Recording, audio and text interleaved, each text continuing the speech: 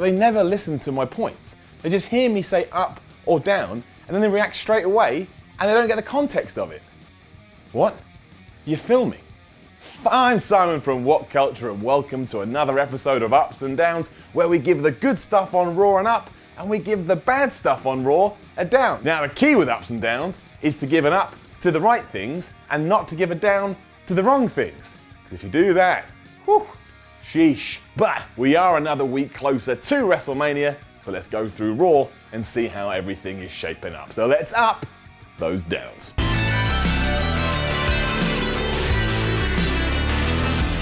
I love the opening to Raw. Chris Jericho and Kevin Owens played their roles perfectly. Jericho felt like a reborn hero, and Owens felt like a proper badass heel who didn't give a crap. The back and forth between the two had a proper legit feel at times, and everything made sense. Kevin Owens was using Chris Jericho to protect his Universal title, and Jericho was just kind of enjoying the whole thing, so he went along with it.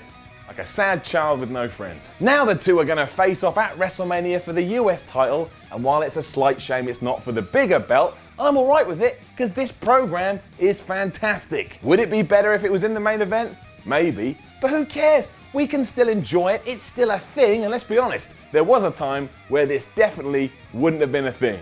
So right now, I got a smile on my face, it's an up. What made me sad though, was that it led to a match between Kevin Owens and Sami Zayn. These two could literally fight every night and I'd never get bored of it. Their chemistry is just that good.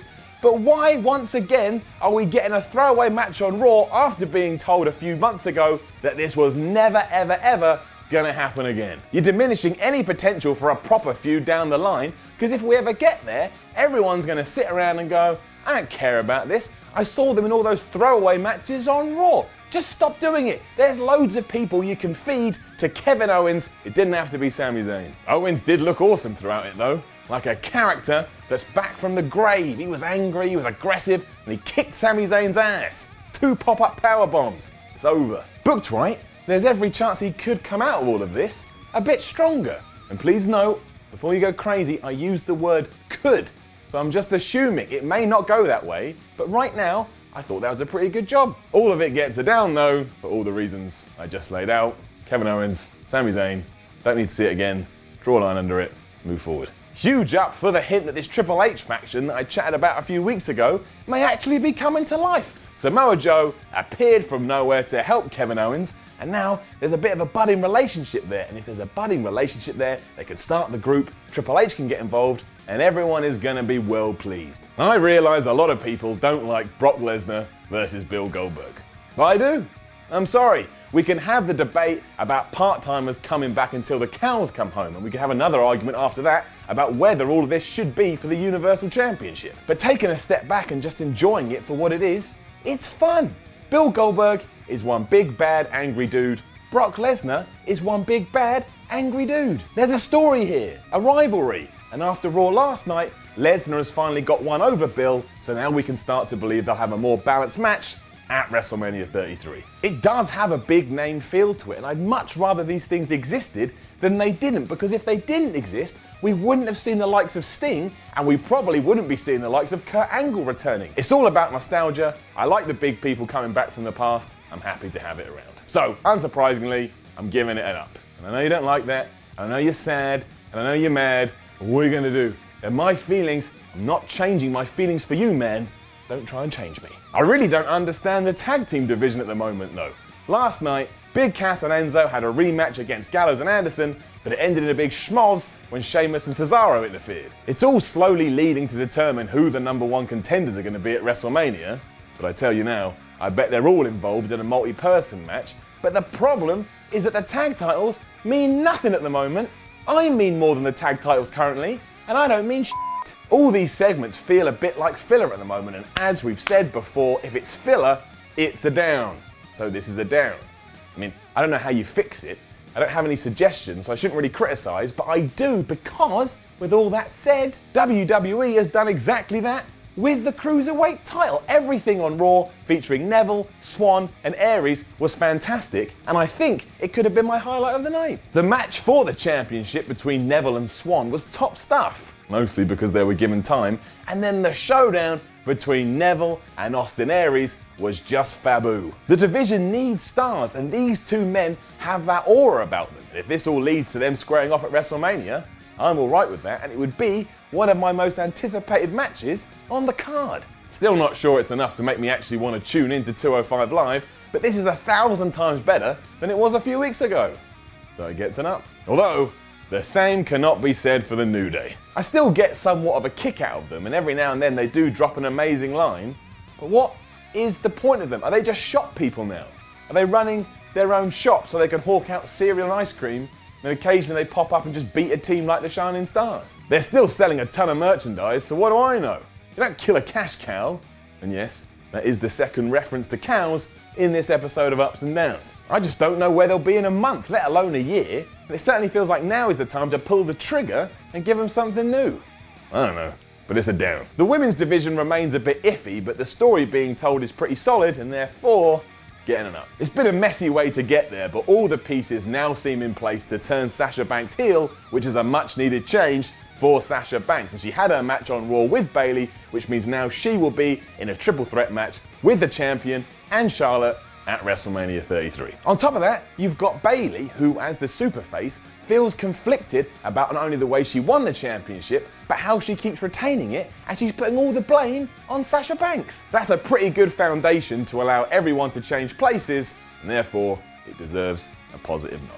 Samoa Joe continued his awesome Raw debut run by beating Chris Jericho after he choked him out outside the ring. He may have won by count out, and then he may have also got a code breaker for his troubles, but Joe continues to come across like an unstoppable monster, and as we've seen in the past, the best way to get Samoa Joe over is to book him as an unstoppable monster. I'm not sure where Joe fits in as we get closer to Mania. For me, it's got to be a match with Balor, but it doesn't really matter as long as he continues on this path of destruction. He's looking super dominant, it's exactly what he needs, he could easily be a main event level heel. Easy up. We're now getting packages about Emmalina transforming into Emma.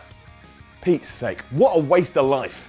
Down. The Triple H and Seth Rollins stuff was fine, and the knee injury is actually serving the story, but it's not getting up, and it's not getting a down, it's just getting a middle. The game cut a solid promo, Seth does feel like a lovable babyface, even though more work does need to go into that. Cool, fine, no problem, short and sweet. The end of Raw, however, was exciting to me, and that's mostly because The Undertaker turned up. Whether he's past his prime or not is up to you, but he does have a special feel to him, and as soon as he walked out there, my brain goes, stop, this is important. What I'm not so sure about is the conflict with Roman Reigns. I like the idea of it because it's one of those clashes where I'm not sure who wins, and they're always the best pro wrestling feuds. When I'm pretty sure I'm aware of the result, Bill Goldberg versus Kevin Owens, wink wink, something is lost. I want to be challenged in that sense, which is what I was getting at yesterday on Fastlane Ups and Downs. When it came to Roman Reigns versus Braun Strowman, I wasn't 100% sure which way it would go, and therefore it's a bit more intriguing. Of course, if Roman wins, everyone is going to go nuts, unless it's the catalyst for a heel turn. But at this point, that feels absolutely redundant to even say out loud, because it's probably just not ever going to happen. And if The Undertaker wins, well, that's all well and good, but what's the point of that long term? Who does that serve? Where do we go after that? It feels a bit like a lose-lose, but it is an interesting matchup, even if you don't like it. And trust me, it will be a hell of a lot better than The Undertaker versus Giant Gonzalez. Now, you don't remember that, because you're still a child and I'm an old man. But trust me, it'll be better than that. So overall, it gets an up, but the real challenge is what happens between now and WrestleMania. The fallout from all of this, though, is that Braun has suffered massively. He stormed out to the ring and said he was going to kick Roman's ass, but then he didn't do that because The Undertaker popped up from nowhere instead, and Strowman just walked away. So at the end of the night, he'd cowered it away from The Undertaker, and he hadn't kicked Roman Reigns' ass. What the hell? And he lost at Fastlane, so right now he feels a bit like a deflated monster, whereas a few weeks ago, he felt like the most special guy on Raw. I'm not sure what the point of all of that was. I'm a bit confused and sad. Again, it's not the end of the world, and all that can change in an evening. It's just odd and a down. Wait, that's why Braun was in this position, because he can be the guy that cost Roman Reigns the match at WrestleMania 33. Therefore, Undertaker can win, but Roman can save face. So Braun's a pawn in all of this. Awesome. Braun Strowman, massive dude, is being used as a pawn.